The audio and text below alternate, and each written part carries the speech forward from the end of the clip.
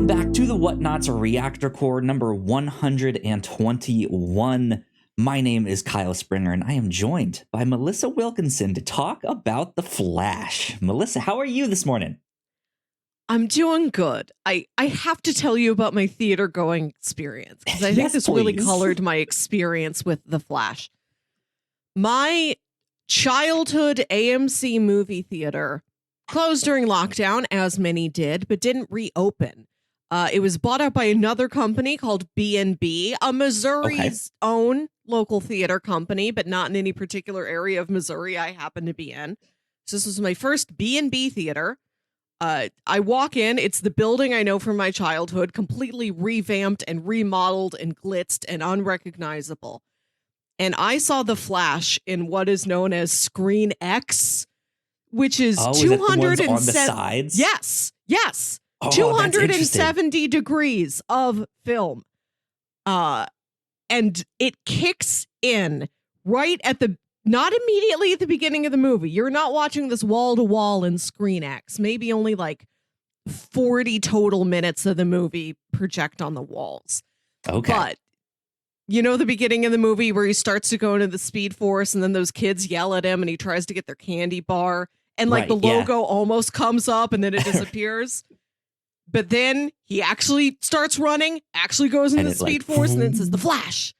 That's when it kicked in.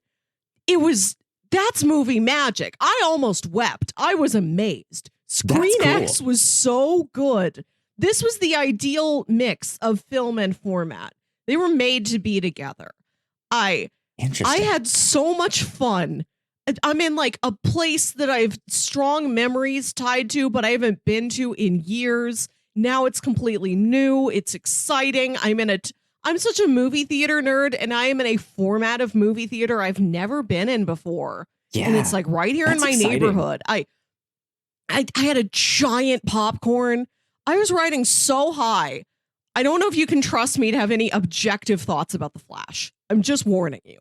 That's A-okay. I think we have very differing experiences on this, but yeah, that was because we had discussed that new format before and was kind of wondering how it worked. Is it on all the time? Does it look funky? Is it just ultra widescreen? What's happening? Just action scenes. Yeah, it's certain parts. It basically is like 4 big action set pieces in the movie. It becomes like ultra widescreen, but it's ultra widescreen if it like folded you into a box. And so you've got it on the sides of the theater too. And then it would just quietly go away during like dialogue scenes.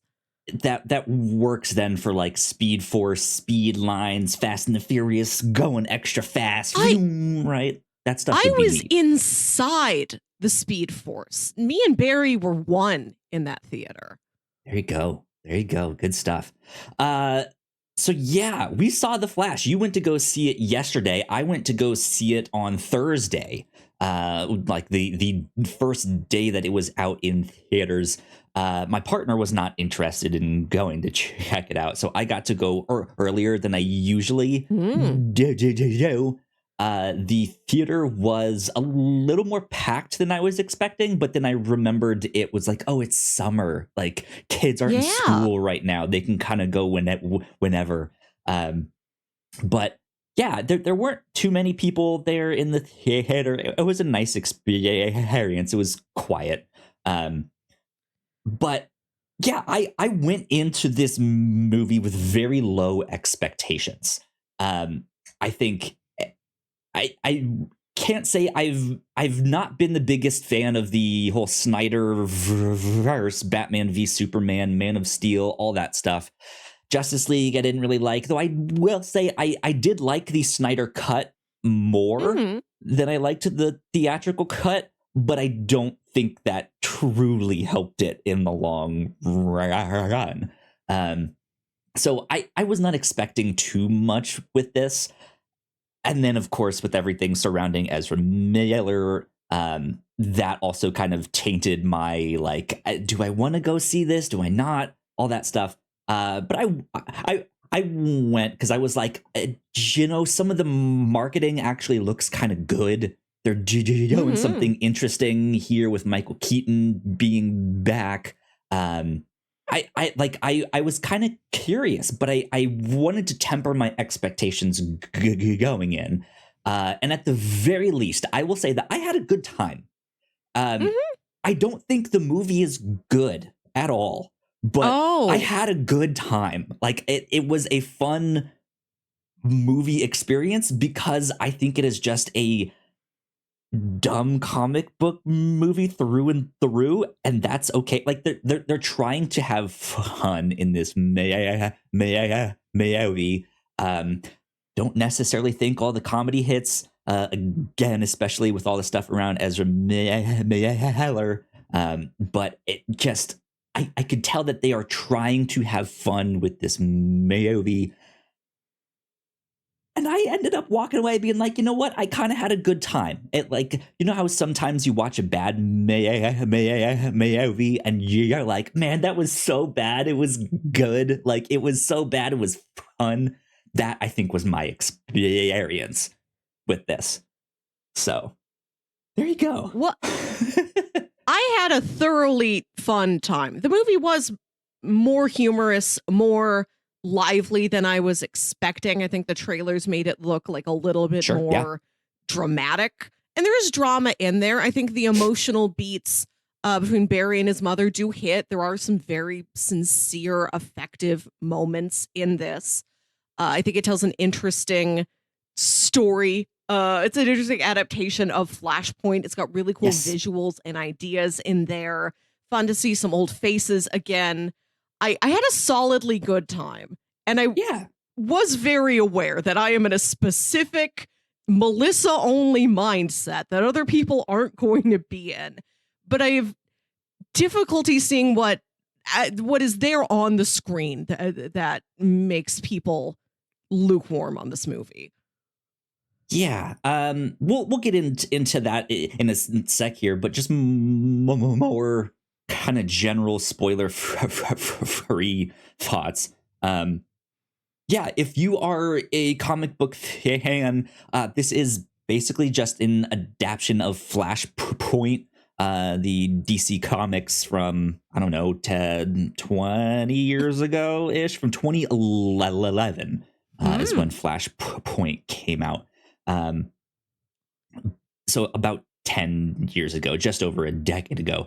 Melissa, you and I read that comic for one of our other podcasts, the review show, the Whatnots review show. We covered that on number 183 of that show. So if you guys want to go check it out, it's up there.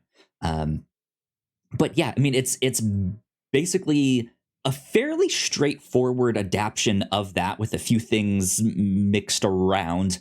They put in a few references to other kind of DC Comics graphic novels, stuff like that. There's a reference to Red Sun, which is a Superman story about what if he landed in Russia instead. There's a reference to Crisis on Infinite Earths, stuff like that. But it's, I mean, in terms of like plot beat, like what the actual story is at its heart, it's Barry misses his mom and his dad is about to go to jail and he wants to go save his mom. And in doing so, time travels back to the past and messes everything up. And it is a story about like learning to let go. Sometimes you just can't get everything your way. You do have to kind of move on. But that might mean some good things like as a result. That like just because like, I mean, you've heard the saying, like one door closes and another one opens. It's kind of like that. So I do think at the heart of this movie, it does have a good like emotional through line that I appreciated. But yeah, I just I can't say I don't think Ezra Miller's the greatest actor in this situation. I don't necessarily like this interpretation of Barry Allen.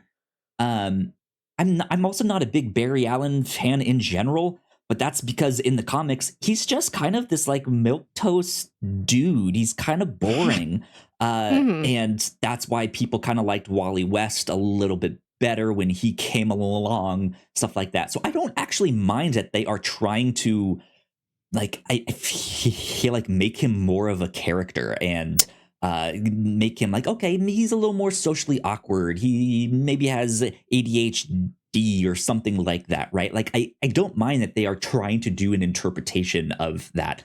I'm just personally not clicking with that one. But yeah, that's kind of my like spoiler free thoughts is like I at the end of the day had a fun time. I just didn't think it was a good movie though. I what a how is there enough rough things about the movie that you can't even call it good? I understand if people are like, well, it's not excellent, but like, I had like an 8 out of maybe like a 7.5, 8 out of 10 average with 10 out of 10 spikes in this movie. Why is your number far lower? Um, I think for me a lot of it was the controversy surrounding Ezra, and all of the like I'm not even like super in the know on all of the stuff that they did, but like I think even just knowing the gist of it, some of the jokes about like, hey, like, yeah, you should seek like therapy and get some help on some stuff. It's like, well, like, I don't know if that was a rewrite or if that joke about the Justice League not really being good at therapy or having that available really hit with some of the stuff surrounding him. And I don't like, I think the version of himself that from the other dimension. We're kind of getting into spoilers now here, so just a heads up with all of that. Yeah, I think his alternate self I found really annoying and abrasive, which they have a scene that mentions that. He's just like, wow, you don't shut up. Like, you are annoying and abrasive. And he goes, I think I get it now. And that is kind of the character of this world's Barry Allen. Like, he talks a lot and he is kind of annoying and he's just, and like, I don't really connect with that.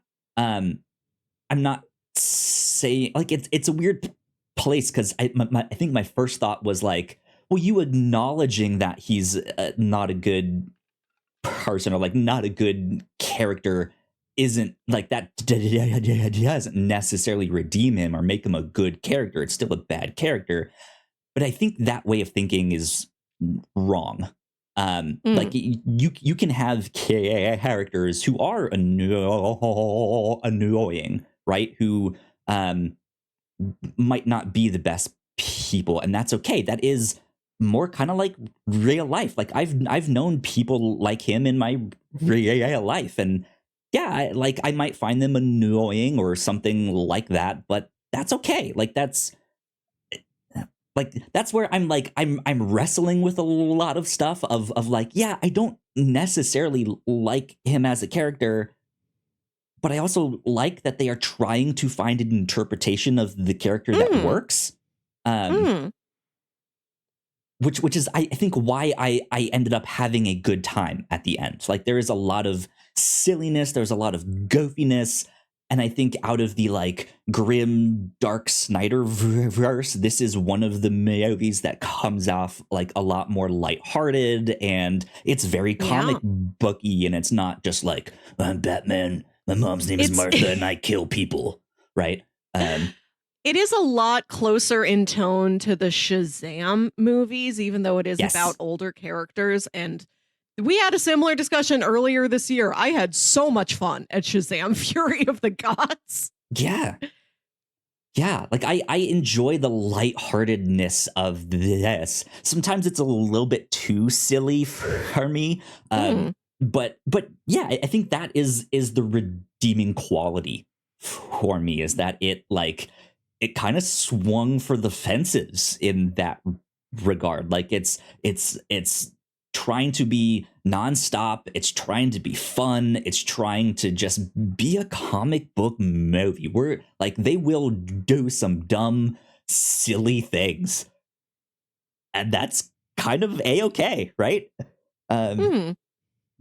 like there's the whole like opening action scene where he's in slow mo and he's saving all these babies, and there's a dog and the burrito and not, like there's just some Which ridiculous is stuff. He puts a baby in a microwave. What is happening? right. Don't do it, kids. That opening scene was so extreme in the peril. I was wondering if this was going to be a fake out and this was one dimension that Barry was like eventually going to find. Like, thank goodness I don't live in the raining babies dimension. Nope, that's what he has to deal with. No, so I on top of that, the last like truly negative thing that I want to say about this is I thought the CGI was awful throughout the entire movie. It was bad. It really felt like early 2000s when CGI was like very obviously like, oh, that's CGI, and everything just looked rubbery.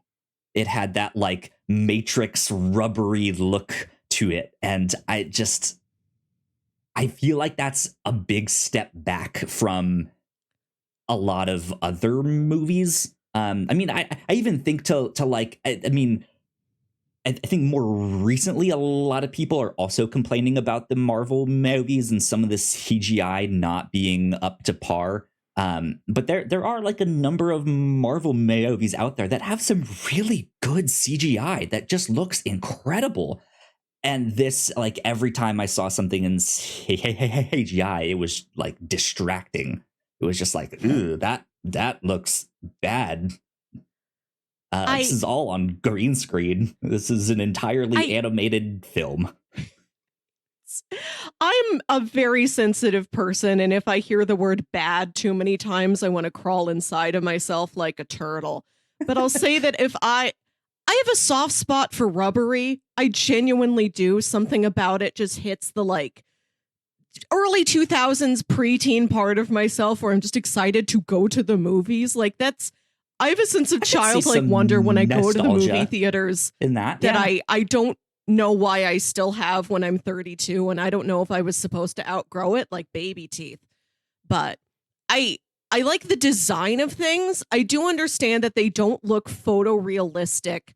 And I think some of that is a deliberate artistic choice. Like when he goes into the Chrono Bowl, design-wise, I love the Chrono Bowl. I've never seen anything quite like that. I think that's a cool idea. That like 3D kaleidoscope kind of thing. Yes. It's a neat concept. Yeah, absolutely. Agree with that. And there's these tableaus of things Barry has experienced in recent history.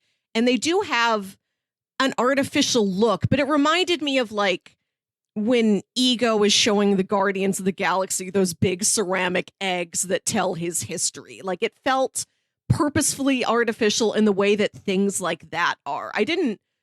I come to this looking for realism, so I wasn't disappointed when I didn't find it. Yeah, so I know the director has also been kind of doing interviews and reacting to people's reactions, saying that the CGI was not good. And the small bits that I've seen on Twitter of that is him mostly talking about, the design of like that Chrono Bowl and all of that at the end when all of the infinite worlds start coming in. Like that stuff I don't mind as much being CGI. I can get an interpretation of that it is like it's an interpretation of that world. It is not that world. It's still in that like there's strips of stuff that create a sphere. It's hard to explain in like a podcast format, but like that is like in interpretation of the world. It is not the world itself, so I can understand why the art direction was like, well, it doesn't, like, it's not actually Nicolas Cage that shows up as Superman. It's an interpretation of Nicolas Cage as Superman. There. But even like the way he runs in the Speed Force, I thought just looked bad. I don't mind like the world around him, but the way he was running with the, like, it looks like he's throwing things. Oh, you don't like the posture? The just the way he runs, yeah, it looked bad. Because he moved, like, the world is moving at like hyper speed, right? So it's all like speed lines and blurred and all of that stuff. But then he's almost in slow motion in that. And it just, to me, that, like, it felt like the CW Flash show had that better, where it's like, no, he's not moving in slow motion. He's moving so fast that you wouldn't be able to like see it, like his arms and legs there. So it looked like in like a video game or something, someone walking, but instead of the physics like working with each step is also like they're also like gliding forward, if that makes sense. It just felt like wrong. I don't know how to describe it exactly. But it was just like there was so much CGI, so much green screen, and times where it looked like he should have been in the suit talking to someone, but it was very obvious that the entire suit was CGI and only like his mouth was like placed on top of that, and it was just like, this looks so awful. But enough about that. I don't want to continually be like, everything's bad, everything's awful, because again, I did have a good time. Right. I never hold visual effects against a movie, because I think a lot of that comes down to things like budget and time frame. And I know those are like outside of the creative and technical hands of the movie. Like, if that's missing, it's like an administrative problem. And I don't want to hold an administrative problem against a movie. And like, I also have like the most cursory awareness of like the production troubles of this movie. I don't know DC well. I've seen the other movies. I did read Flashpoint once, but I am still just acquaintances with these characters. So like, if the powers aren't displayed the same way, if the characters feel different, I can't tell. Yeah, I feel like I know more about this than the average film goer, but far, far less than like a DC fan. Yeah. Yeah, but so I do want to talk about some things that I did like and enjoy. And I immediately, like, as I was sitting there watching this, there was a bit that kept coming up that I was like, I have a strong feeling Melissa is gonna kind of walk away very happy about some of these things. One of your favorite moments from the it's in the Justice League movie, right? When we first see the hot dog. It's in the Snyder Cut.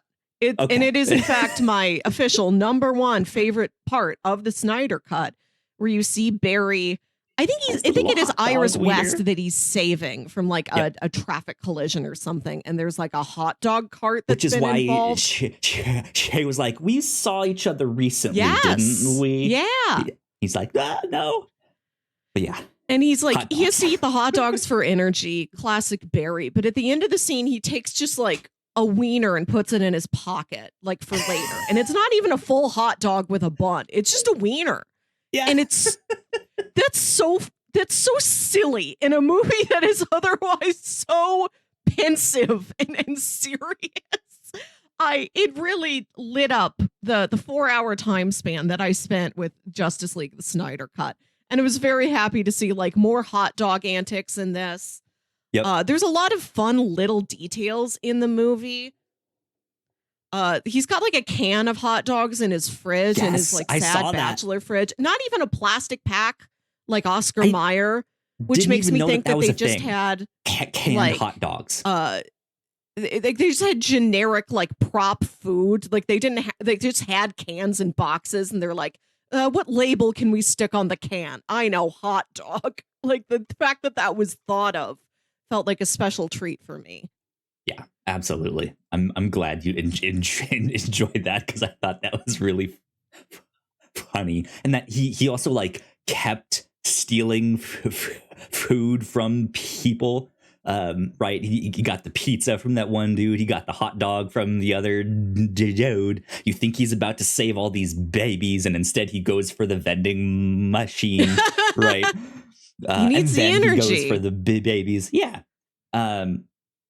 Yeah, like I thought that stuff was good. My genuine like favorite scene in this whole movie is the scene when he's in the alternate Barry's apartment, and he's there with all the roommates, and he's like trying to figure out what's happening. Like, is Victor Stone here? No, Yes. he's just a football player in this timeline. What about Aquaman? And they're discussing Aquaman, being like, Aquaman, like a super mermaid? He's like, no, he's a guy who can breathe underwater. He's the king of Atlantis, and he can speak to fish with his mind. He's like, so a super mermaid, right? That whole scene, I thought was genuinely hilarious.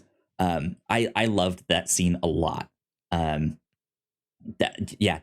one hit, but the like lasso of truth scene earlier on, I don't think hit. Like it, like our theater was silent at that bit. It was just like, this is not landing at all. That's a joke that things often make, you know, when Wonder Woman's around. I can't imagine there are plenty better lasso of truth jokes that have been made. This one suffers. But why does that even need to be the joke? Like it kind of feels like they're all just kind of like googly eyes at her. Just, man, she's so pretty. She's so hot. Like, I know that sex is a thing, but I haven't had sex. Would you like to have? And just, you did this. Shazam did this. Like, it was just, why do we keep returning to this? Because she's the one woman on the team. I don't know. I understand. Yeah. But I thought that one scene with the roommates was fantastic. I liked the antics of the when the powers switch and the new Barry has his, and he just goes out, and it's just like Acme Looney Tunes level of chaos. I loved that. I thought that was fantastic. That was very fun. I did. I like when the roommates are there. The one guy's just like fiddling away at the keyboard the whole time while Barry's trying to concentrate. I love the Eric Stoltz tattoo, and that it only works if he like seductively raises up his leg at you. Yeah. I also love that Eric Stoltz being Marty McFly is this sort of universal sign for you're not in the right universe. We've seen this in episodes of Fringe. I know it's come up in other things, like everybody just agreed upon. That's like a universal turning point. That's the one spot where we know history was different. It comes up as much as like, this is like, what if JFK was still alive? What if the Beatles were still together? What if Eric Stoltz was Marty McFly? And I also like that this had the echo effects of, well, then Michael J. Fox would be in Footloose and Kevin Bacon would be in Top Gun. I wanted to see how far that chain would go. Great balls of fire. They do a lot of really good stuff with that. I feel like now, like, Hitchhiker's Guide to the Galaxy almost needs an addendum to their, like, here's all the things you need for time travel, space, like all that good stuff. They need to be like, okay, who plays Marty McFly in your universe? Yes. Like, you need to establish what the year Back is to it? the Future role. Yeah, like what planet am I on? What year is it? Who's the president? Who stars in the movie Marty Back McFly. to the Future? Exactly. And I know that Robert Zemeckis was one of the early directors considered for this movie. So I thought that was a nice connection point. Not sure if it was intentional. Like we said, I mean, it's Back to the Future travel, seems to be right.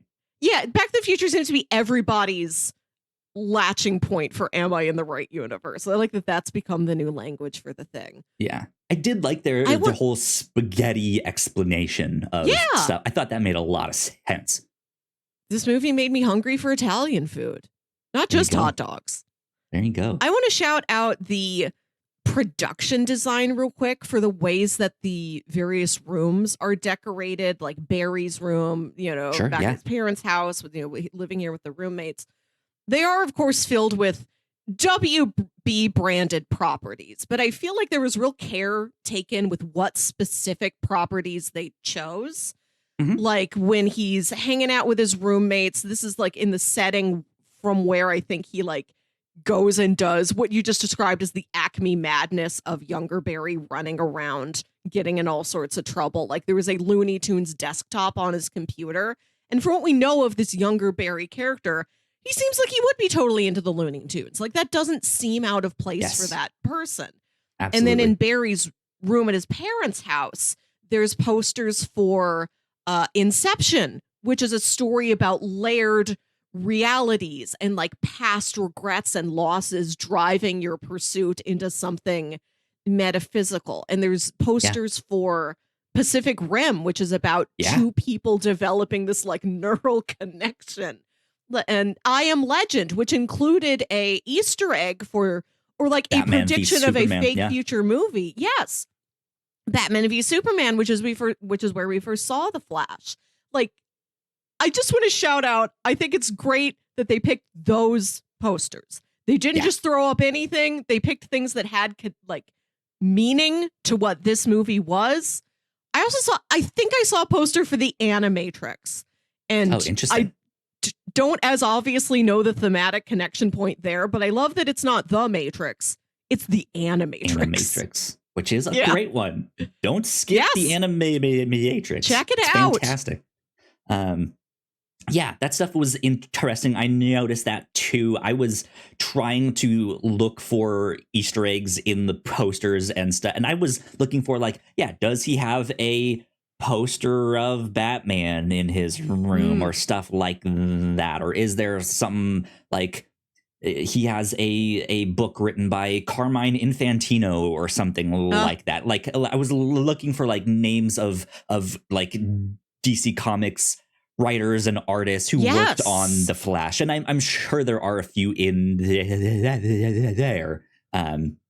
But it was interesting to see like an Inception poster or the Looney Tunes and then have him do all the Acme stuff that's right there. So I enjoyed that a lot. I think my favorite thing of the movie entirely though is Kara Zor-El was awesome in really this. Enjoyed Kara. I thought to myself, like, man, in a movie that's supposed to be about the Flash, whose marketing relied on Keaton returning as Batman, Kara Zor-El is the coolest thing in this movie. She was freaking fantastic. And this was like the one of the changes that they made to the Flashpoint story. In Flashpoint, it is actually Kal-El that they have locked up, and it's because his ship landed in Metropolis, not in Kansas. Whereas they go more the Red Sun route of like, what if it landed in Russia instead? Then they don't really do anything beyond that of like, we have her locked up and that's it. But yeah, I thought she was fantastic in this. I would love to see more of her. Yeah, I don't know if we will see this particular performance and take on Kara again, but I enjoy the time I spent with her. I love her design. I don't know the comics well enough to say if that's a specific comics outfit, but I like the cape that kind of comes out of like her shoulder blades instead of her shoulders. I like how she looks. I like that when they first rescue her, she's just like a huddled little thing in like a smock in the corner. I don't know if Yeah. she doesn't. They like put her in the sun. They give her a suit. I don't know if she really like showers or anything. Her hair doesn't look washed, but it doesn't look distractingly greasy. I know that's a weird comment to make, but I appreciated that they went like right down the middle with it isn't totally realistic or totally unrealistic glamorous with how her hair looks. I liked her hair. It just felt like simple and straightforward and well chosen. I don't know. Absolutely. And like from what I know about Kara in the comics, like even this is an interpretation of it. Like it's a different take of who she is in the comics. Obviously they are mixing the Flashpoint version of Superman but making it Kara instead. She was sent there to keep an eye on Kal-El.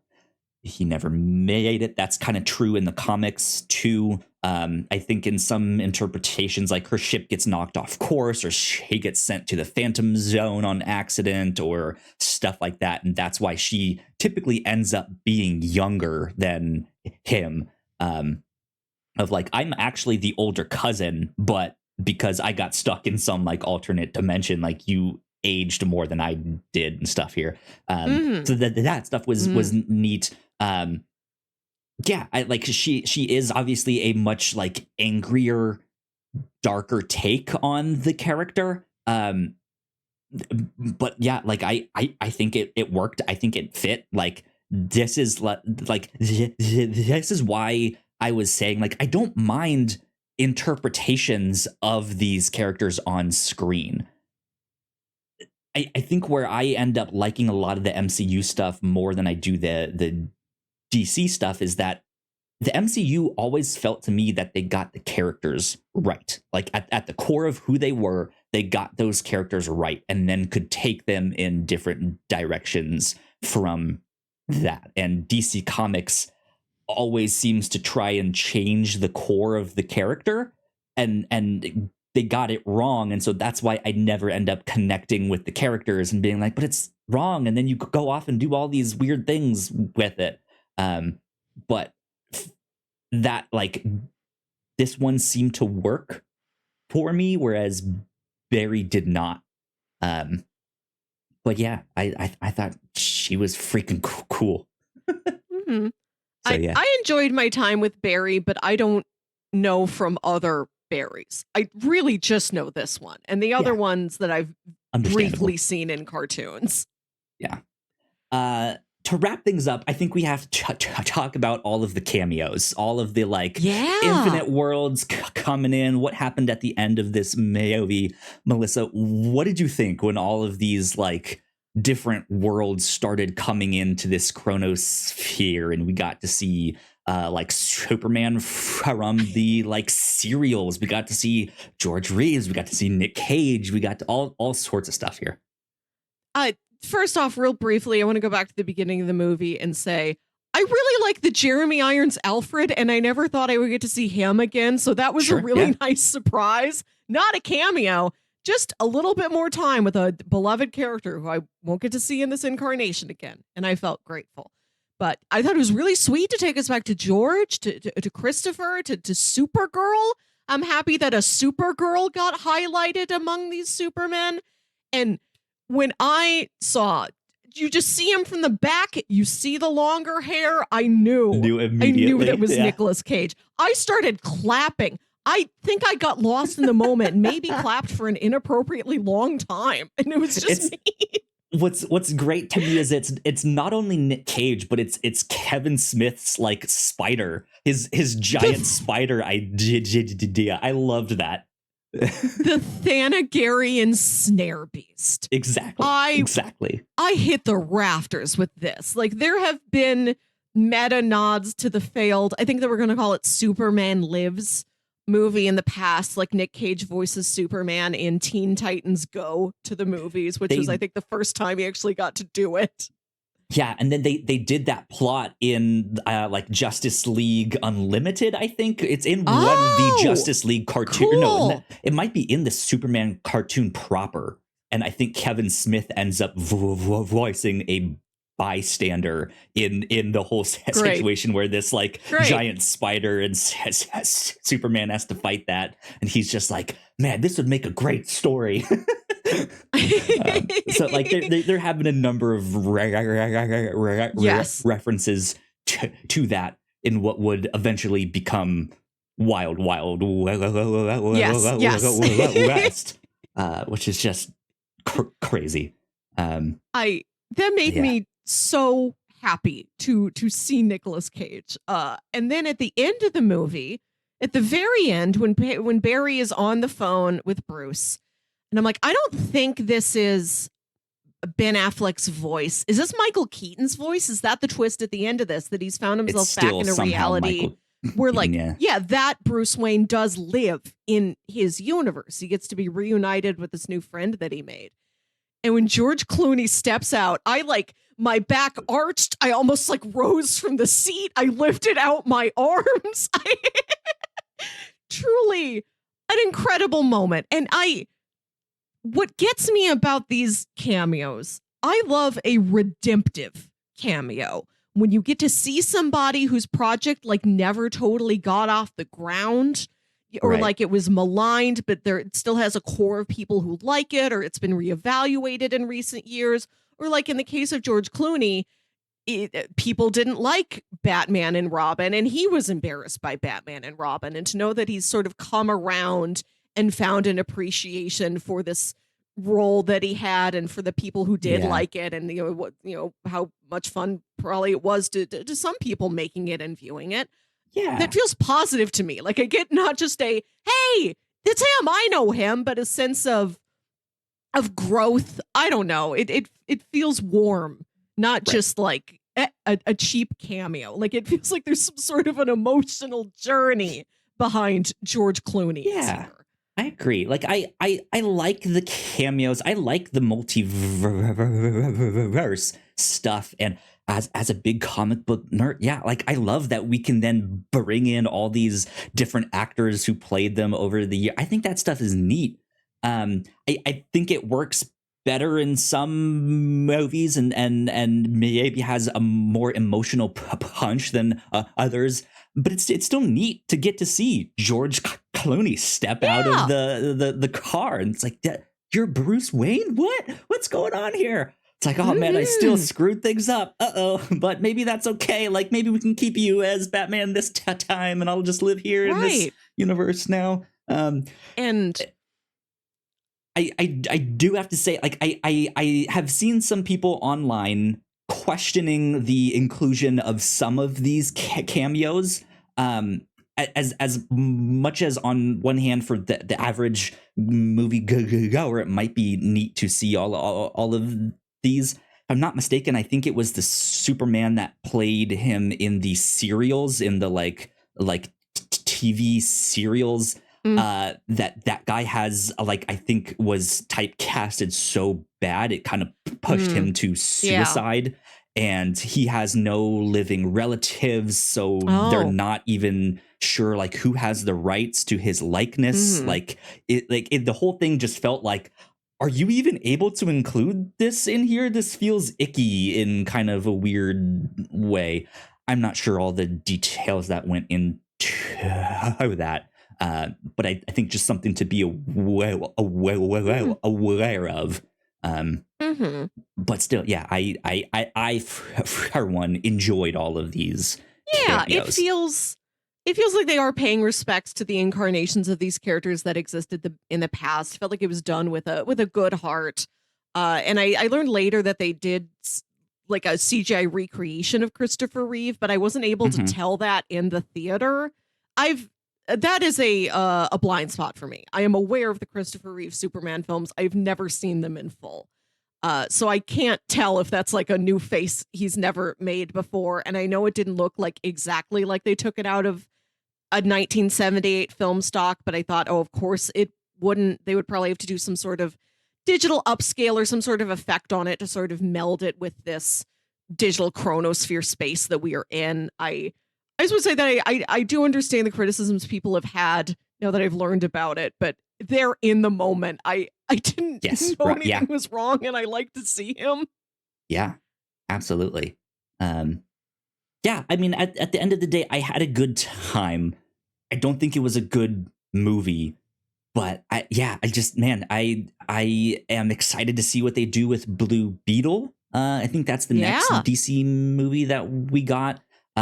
James Gunn has said that Blue Beetle is the first DCU character, but not the first DCU movie, which is confusing Yes, like to me. I don't know if he's I going to think get like warped into another dimension, right. or I who think he's knows what. getting grandfathered in, like he was created and produced and filmed under the old Right. structure, but he is going to be included in the new structure. I don't know if we'll see him in the Gods and Monsters plan, which was laid out, in pretty decent detail for being this far ahead of time. Yeah. So I don't know if we'll see him in there, but it seems like James Gunn is telling us he counts. He is canon. Like, Yeah. we're not going to deal with him directly, but he is more canon than everything else we've just seen. Yeah. And I didn't leave this movie with a clear sense of where we're going, but I never expected to begin with, which is with all the different productions and like behind the scenes troubles, which I don't know in full. When I go into a movie, I really try and look at like what is here on the screen. And if it brings in like an old memory or a piece of lore or something that I know, I'm excited about it, but I don't think about I think a lot about the tale of Superman Lives, and I don't think as much about what is going on in any individual actor's personal life. Yeah. I look for the good in a movie. I look for the fun, exciting Easter eggs and things, and not reflections of other real life matters. Right.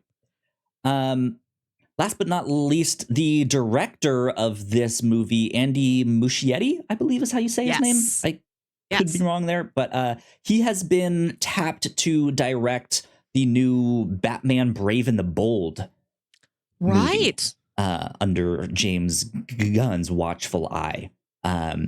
So not sure, I'm not sure if the Batman name is attached to that. I think it might just be Brave and the Bold, right? Or is it Batman Brave and the Bold? I don't know. I don't remember off the top of my head. But he has been come out tapped for another to 3 or 4 years. That one. It'll probably be different by then. Yeah, who knows? So I don't know how I feel about that yet. I liked how comic booky this movie was. I liked the lighthearted tone. So hopefully with some of James Gunn's influence on this and his his fingers in all of those pies, hopefully that'll end up being a good movie. But we'll have to wait and see. So yeah. Good stuff indeed. I think that kind of wraps us up for our reaction to The Flash, our spoiler cast on The Flash. We went a little bit longer than I was expecting. We did. There's a lot to cover here. I came here mostly. I texted you last night and I'm like, I don't have informed or mature thoughts about this. I just kind of want to yelp about things I found exciting. Yeah. I genuinely had a really good time. And I am very aware of like my personal context there. Another thing, the final movie I saw at this movie theater, like under the old branding before it closed pre-lockdown, the final movie I saw there was Knives Out in like November 2019. First movie I see in this theater in a new world under new branding is The Flash, both featuring Michael Shannon. Yeah. And I'm like, what are the odds of that? And I thought that was really special. I was happy I got to have that. Right. I was happy I got to have that experience in my life. I was happy that Michael Shannon was there for me in different times, in different seasons. Good stuff. I had a great time. Also under an awareness that I came to this with a very insular perspective, and I don't have a lot of DC knowledge or context to affect my opinion that much, which is a reaction I have to every franchise I go into as a newcomer. Like, I'm going to have fun in Fast 10. I don't know what other Fast and Furious real fans are going to think. And this is going to happen to me again in 2 weeks when I go see Indiana Jones, having just seen all of the Indiana Jones movies this month. There you go. Good stuff. Melissa, where can the people find you online? You can find me on Twitter and Instagram at WilkyWit. That's WilkyWit. And listen to my other podcast, Saturday Morning Obscurities. There you go. You guys can find me at Yo Kyle Springer. And if you'd like to stay up to date with all of the stuff that we do here at The Whatnots, which is quite a bit, you can find us at The Whatnots on Twitter. So please go like, share, and subscribe. You guys know the deal with all of that. We will put our Flashpoint comic review up over here, our book club style thing over there. This has been number 121 of the Reactor Core. We will see you all next time. Bye. Bye.